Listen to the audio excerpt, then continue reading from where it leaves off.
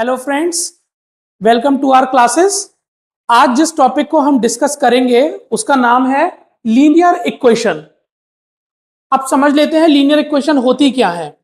ऐसी कोई भी इक्वेशन जो ax plus b is equal to c की फॉर्म में होगी उसे हम लीनियर इक्वेशन कहेंगे।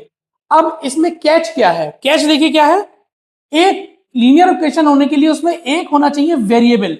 ये जो x है वो वेरिएबल है, लेकिन जो a b c है ये कांस्टेंट्स हैं। कांस्टेंट्स मतलब इनकी जगह कोई भी नंबर हो सकता है, लेकिन x एक वेरिएबल है, इसकी वैल्यू फिक्स नहीं है। अच्छा, दूसरी कंडीशन ये है कि जो a लगा हुआ है x के साथ उसकी वैल्यू कभी भी जीरो नहीं होगी। तो those equations which are in the form of ax plus b is equal to c are called linear equation where the condition is a never equal to 0 and a b c are constants। तो ऐसी equations को हम कहेंगे ax plus b is equal to c is called linear equation। अच्छा, अब इस equation का होता है सॉल्यूशन या रूट। सॉल्यूशन या फिर root of the linear equation, ये क्या होता है?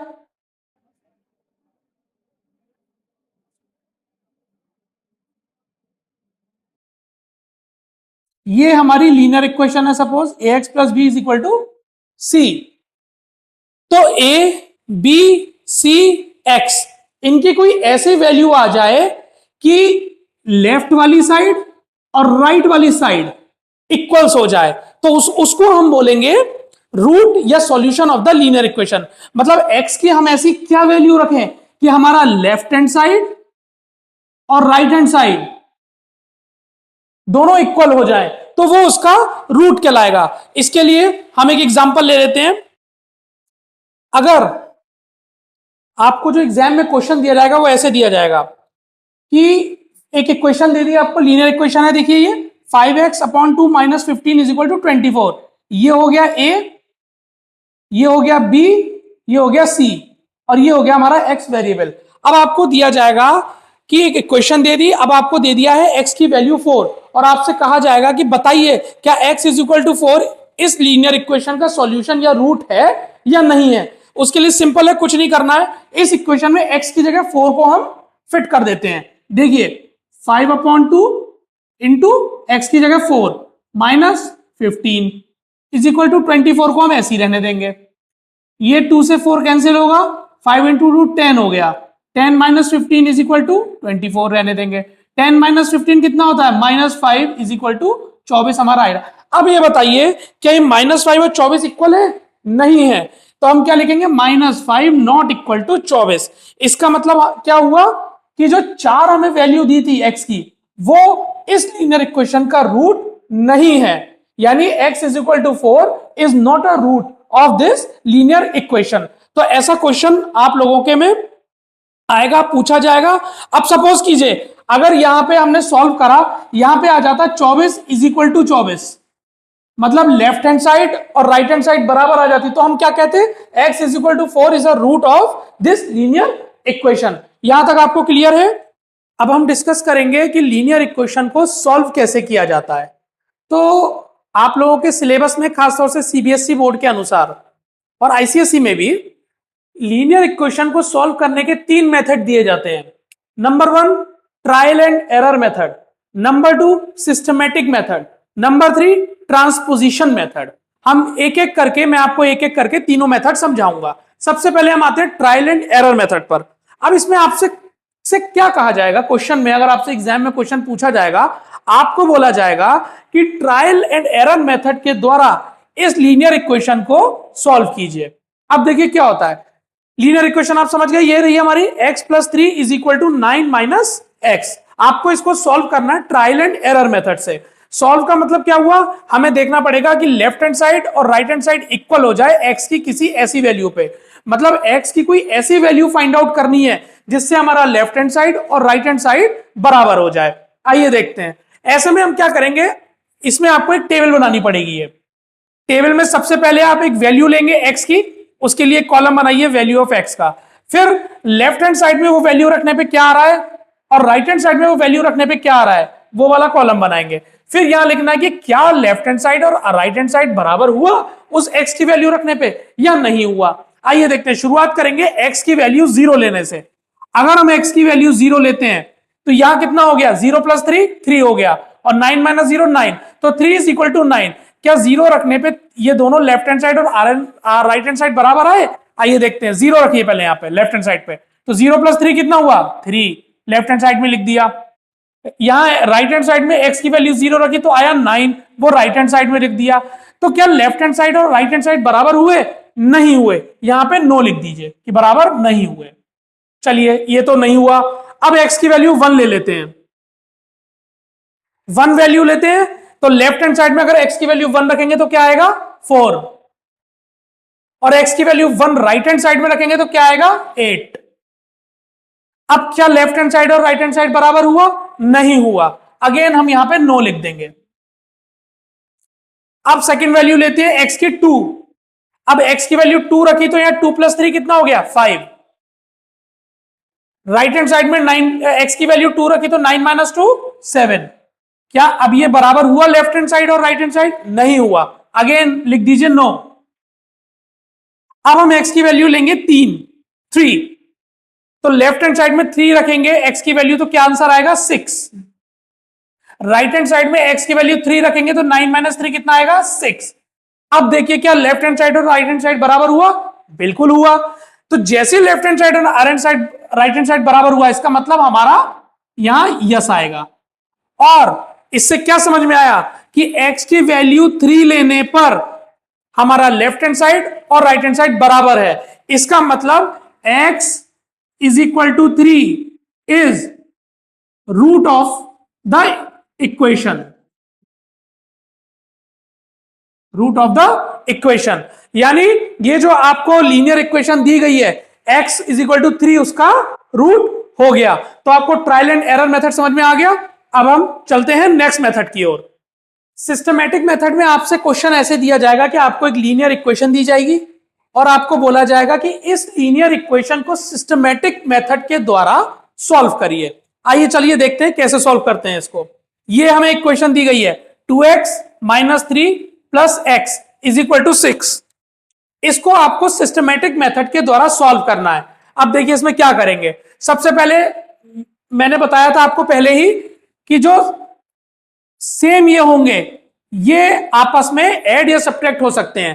तो 2x प्लस एक्स की जगह कुछ नहीं लिखा तो हम क्या मान के चलेंगे कि यहां 1 होगा। तो 2x प्लस एक्स कितना हो जाएगा, 3x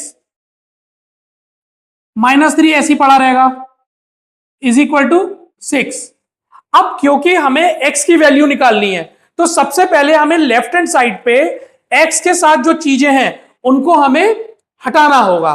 तो -3 को अगर हमें हटाना है यहां से तो हमें क्या करना होगा, +3 ऐड करना पड़ेगा। भाई -3 को हटाने के लिए +3 करेंगे तभी तो 3 - 3 0 होगा। तो हम क्या करेंगे, ऐड 3 बोथ साइड्स, मतलब लेफ्ट हैंड साइड और राइट हैंड साइड पे 3 को ऐड कर दीजिए। तो क्या आएगा, 3x minus 3 plus 3 is equal to 6 plus 3। हमने क्या किया, दोनों साइड 3 को ऐड कर दिया है। तो देखिए ये 3 और ये 3 0 हो गए, तो यहां क्या बचा, 3x is equal to 6 plus 3 9। अच्छा अब इस 3 को हमें तो x की वैल्यू निकालनी है ना। अगर आपसे कहा गया है कि लीनियर इक्वेशन आपको सॉल्व करनी है, इसका मतलब हुआ x की वैल्यू फाइंड आउट करनी है। तो यहां x के संग 3 लिखा हुआ है और 3 किस में है, x के संग 3 किस में है, मल्टीप्लीकेशन में। तो अब हम क्या करेंगे, डिवाइड बोथ साइड्स बाय 3, मतलब left hand side right hand side दोनों को 3 से डिवाइड कर दीजिए। 3 अब देखिए 3 से 3 कैंसिल हो गया तो यहां तो x रह गया और 9 डिवाइडेड बाई 3 9 कैसे कैंसिल होगा, 3 जा 9, तो x की वैल्यू कितनी आ गई, 3। यानी आपको जो लीनियर इक्वेशन दी हुई थी उसमें x की जो रूट है वो है 3, मतलब x is equal to 3 is the solution of this linear equation. और हमने ऐसे ये जो मेथड हमने फॉलो किया है ये कहलाता है सिस्टमैटिक मेथड। तो ये आपको सिस्टमैटिक मेथड समझ में आया, नहीं समझ में आया है, आप अपने डाउट्स कमेंट सेक्शन में हमसे पूछ सकते हैं, उसका जवाब मैं आपको पर्सनली दूंगा। आइए आगे बढ़ते हैं। अब हमारा तीसरा और लास्ट मेथड है ट्रांसपोजिशन मेथड, मतलब लीनियर इक्वेशन को ट्रांसपोजिशन मेथड के द्वारा सॉल्व कैसे करेंगे, आइए देखते हैं। हमने ये लीनियर इक्वेशन ली है 15x minus 9 is equal to minus 12 plus 12x। अब देखिए ट्रांसपोजिशन मेथड में क्या आपको ध्यान में रखना है। अगर मैंने पहले भी बताया, अगर हमसे कहा जा रहा है कि इस लीनियर इक्वेशन को सॉल्व करो, इसका क्या मतलब होता है कि जो उसमें वेरिएबल दिया हुआ है उसकी वैल्यू फाइंड आउट करो। यहां वेरिएबल x है, मतलब आपको x की वैल्यू फाइंड आउट करनी है इस लीनियर इक्वेशन में। आइए करते हैं। अब देखिए इसमें क्या करना है, जो वैल्यू हमें फाइंड करनी है वो सारा लेफ्ट हैंड साइड ले लीजिए, आप सबको लेफ्ट हैंड साइड ले लीजिए। जैसे यहाँ 15x है, यहाँ 12x है, तो इस 12x को आप इधर ले आइए, मतलब ये राइट हैंड साइड में लेफ्ट हैंड साइड में ले आइए। क्या होगा देखिए 15x माइनस 9, ये 12x यहां प्लस में है, अगर ये लेफ्ट हैंड साइड में आएगा तो क्या हो जाएगा माइनस में, तो माइनस का 12x, और राइट हैंड साइड में क्या बचेगा सिर्फ माइनस का 12। अब दूसरा काम क्या करना है, जो यहां पे कांस्टेंट बचा है, मैंने आपको क्या बताया, वेरिएबल एक साइड कर लीजिए, कांस्टेंट एक साइड कर लीजिए।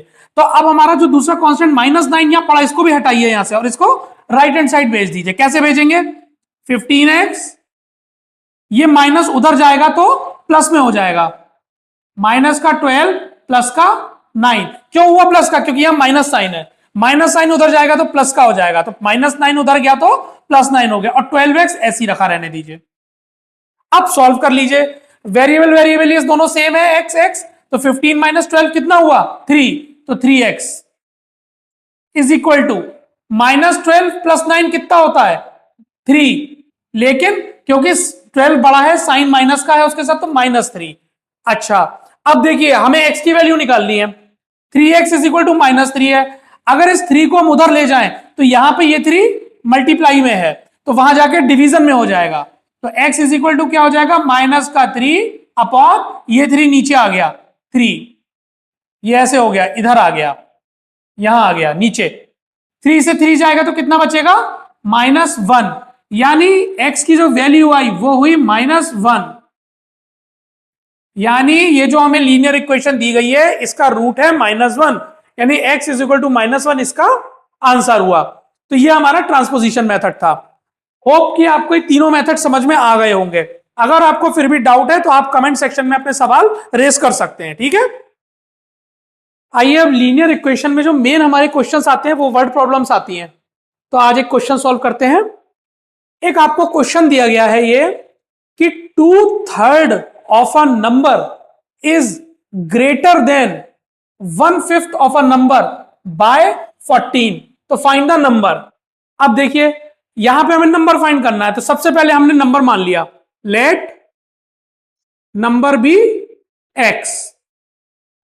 अब सबसे पहली लाइन पढ़िए 2/3 इस नंबर का, तो इस नंबर का 2/3 कितना होगा 2/3 x is greater than 1/5 of a number. अब 1/5 कितना हुआ, ये अब ये कह रहा है कि जो 2/3 है नंबर का वो उसके 1/5 नंबर से 14 से बड़ा है, 14 टाइम्स बड़ा है, यानी 2/3x is equal to 1/5x plus 14। यानी देखो अगर 2/3 बड़ा है तो छोटा कौन सा हुआ 1/5, तो वो कितना कितना छोटा है उससे 14 टाइम्स, यानी छोटे वाले नंबर में अगर 14 ऐड कर दें तो 2/3 ऑफ अ नंबर आ जाएगा। तो हमारी ये लीनियर इक्वेशन बन गई, ठीक है। अब इसमें लीनियर इक्वेशन को हम सॉल्व करेंगे अपने उसी पुराने वाले मेथड से, जिसमें x और x को हम एक साइड कर लेंगे। ये x एक इधर पड़ा है लेफ्ट हैंड साइड में, एक x राइट हैंड साइड में पड़ा है, दोनों को आप एक ही साइड कर लीजिए, तो क्या हो जाएगा 2/3x, ये यहां पे प्लस में इधर आके माइनस में हो जाएगा, माइनस का 1/5x is equal to 14। Agree. अब देखिए अब हमें इन दोनों को सॉल्व करना है, x हमारा सेम है तो हम इनको प्लस और माइनस कर सकते हैं, यानी इसका क्या मतलब हुआ, यही तो हुआ 2/3 minus 1/5x is equal to 14, यही तो हुआ मतलब। अब देखिए 2/3 और 1/5 इनको माइनस करना है, तो सबसे पहले 3 और 5 का एलसीएम ले लीजिए। 3 और 5 का एलसीएम आता है 15,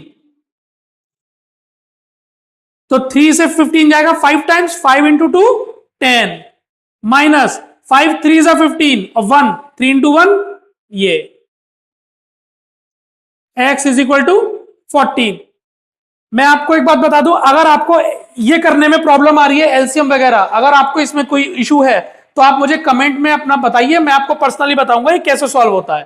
ठीक है, अब ये देखिए 10 माइनस 3 7 upon 15 into x is equal to 14। अब x हमें x की वैल्यू निकालनी है। x के संग क्या है, मल्टीप्लाई में 7 है, डिवीजन में 15 है, 14 एज इट इज रखा है, तो 15 डिवाइड में उधर जाके मल्टीप्लाई में हो जाएगा, 7 यहां ऊपर है मल्टीप्लाई में, नीचे डिवाइड में चला जाएगा, 7 2 जा 14 एंड 15 इंटू 2 कितना होता है 30। तो x इज इक्वल टू 30, यानी जो आपसे नंबर पूछा गया था वो है 30। ये आपका आंसर, समझ में आया आपको? ठीक है, अब आइए नेक्स्ट प्रॉब्लम करते हैं इसकी। एक हमारी नेक्स्ट वर्ड प्रॉब्लम है, देख लेते हैं इसको। आपसे पूछा गया है 3 angles of a triangle are in ratio 2:5:3, then find all the angles of a triangle. क्या पूछा है, कोई एक ट्राइंगल है, हर ट्राइंगल, अगर कोई ट्राइंगल उसमें 3 एंगल होंगे, वो 3 एंगल का रेशियो है 2:5:3। अब आपको तीनों एंगल निकालने हैं। अब देखिए ऐसे क्वेश्चन कैसे किए जाते हैं। सबसे पहले अगर आपको रेशियो दे रखा है 2:5:3, ये एंगल है, ये पहला एंगल, ये दूसरा एंगल, ये तीसरा एंगल, तो एंगल हम क्या मान लेंगे, लेट एंगल्स बी। आपने रेशियो प्रोपोर्शन में पढ़ा होगा, अगर ये रेशियो में दे रखे हैं तो इनको हम मान लेते हैं 2x, दूसरा है 5 तो 5x, और तीसरा 3 है तो 3x। मतलब ये 3 एंगल हो गए किसी ट्राइंगल के। अब ट्राइंगल की एक प्रॉपर्टी होती है कि तीनों एंगल्स का सम 180 डिग्री होता है। 3 angles sum of a triangle is equal to 180 degree, ये नियम होता है हमारा। तो तीनों एंगल हमारे क्या क्या है, 2x 5x और 3x, यानी इन तीनों का सम क्या होगा 180 डिग्री, यानी 2x plus 5x plus 3x, ये कितना होगा 180 डिग्री। अब क्योंकि x x x तीनों सेम है, आप तीनों को ऐड कर सकते हो, तो 2 + 5 कितना होता है 7, 7 + 3 कितना होता है 10, यानी 10x is equal to 180 degree. अब x के साथ 10 मल्टीप्लाई में, तो उधर जाएगा तो काय में हो जाएगा, डिवाइड में, 180 डिवाइडेड बाई 10, तो 10 180 से कैसे जाएगा 18 टाइम्स, तो x इज इक्वल टू कितना हो गया 18।